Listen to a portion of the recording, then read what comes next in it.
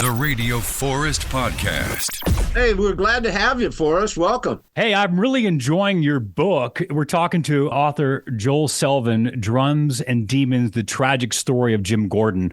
I knew some of the songs, but you're probably hearing this a lot, right? With your book, realizing how many big hits this guy was a part of. Well, he played on about 100 of the greatest records of his lifetime. It's just amazing. The diversity, right? I mean, he was Merle Haggard's favorite drummer, and he played on all those Gary Puckett records, which had like 28 musicians on them, but only one drummer.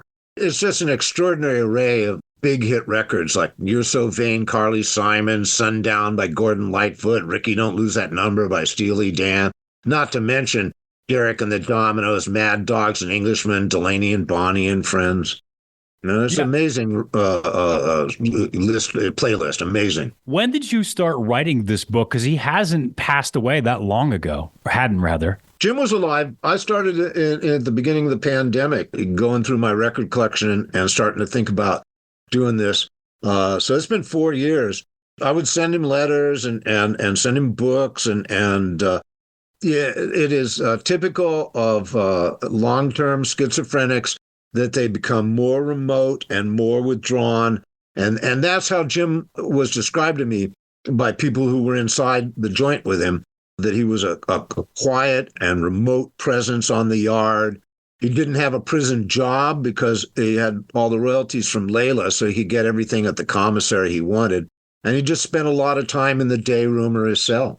Of course, he was smashed on psychiatric drugs because that's how they managed prisoners of his in California. And nobody reached out. I know his daughter wouldn't write back to him, but nobody visited him in prison. None of these other rock stars would stop by or check in. You think it was just such a tragic crime?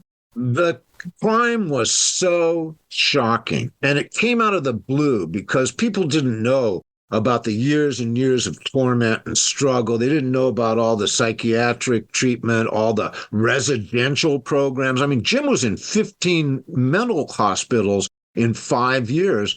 That's like every couple months checking into a mental hospital. He battled this thing fearlessly, but it was just too strong. And he had a very severe condition. You know, schizophrenia is, like say, super common. And half the schizophrenics who are diagnosed don't respond to treatment at all. I fear that Jim's case was as extreme as they get. Once he gets out on tour with Cocker and the drugs kind of increase and his life gets a little bit more chaotic, you know, his first marriage ends, he hasn't seen his daughter. You think it's a possibility that some of the drugs kind of cause this sort of shift in his mind or snap? Or do you think it's something he always knew about and kind of struggled with silently? I actually think the drugs and alcohol were his most effective coping mechanisms. The psychiatric drugs that they put him on were very primitive and sledgehammer. We have more surgical drugs available now, but he was taking these like heavy-duty tranquilizers and antipsychotic medicines along with all the drugs and alcohol. No, I don't think the drugs and alcohol had that much of a contributing factor, although his increased use of them may have been a symptom of the disease growing and gaining ground on him.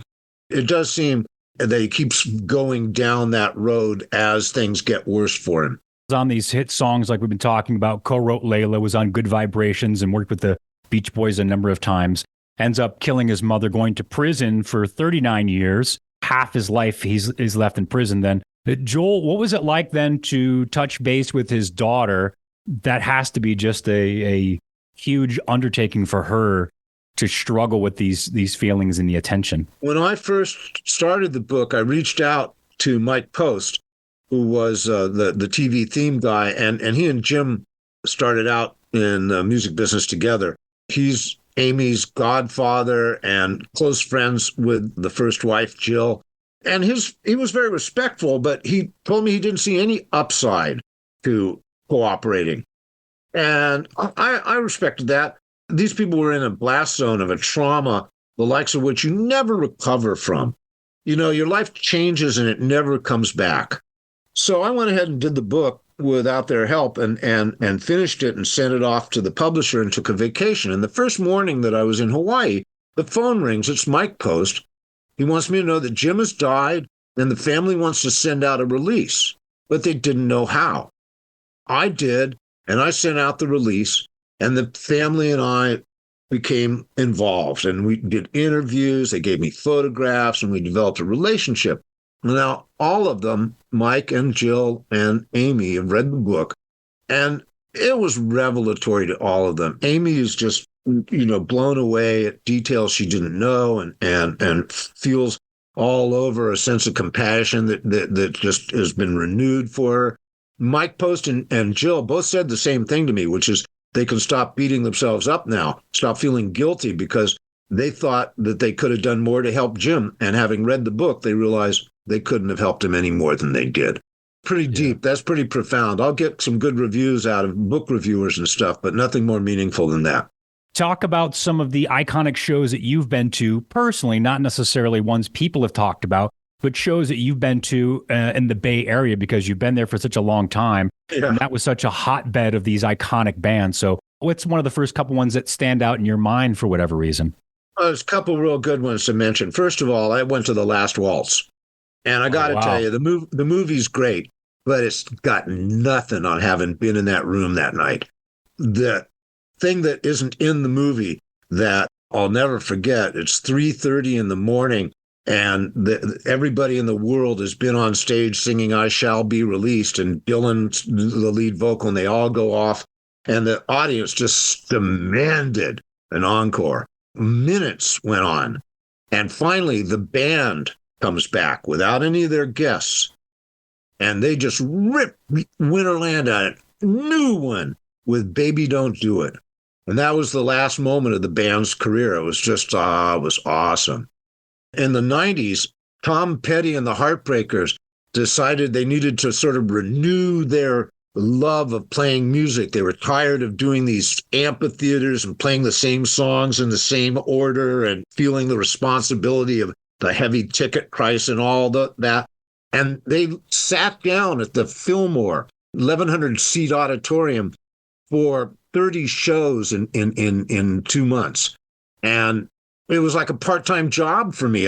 Sometimes I could go and catch the beginning of the show and then have to go somewhere else. Or sometimes I'd be somewhere else and I'd go back and catch the end of the show. I was there probably about a dozen nights. And it was just amazing. They were having so much fun. They were playing songs that they wrote that afternoon. They brought in guests like John Lee Hooker and Bo Diddley and Roger McGuinn. It was just like a party that was going on for 2 months. Well, Joel, I enjoy the book, and I want to say congratulations on that, because I read a lot of books like this, autobiographies or biographies, and sometimes a biography gets too much personality from the author, so you start thinking that the person's just a fan. But this just kind of reads like a story of Jim Gordon and all that going on. So I really appreciated that part of it. That has to be tough. I know that's on purpose too, to at least try to, get the narrative right. So Drums and Demons, the tragic story of Jim Gordon, is out now, and Joel has a ton of other books out there. A great one with Sammy Hagar. Joel, I want to say thank you so much for talking to me today. Thank you, Forrest. I really appreciate it.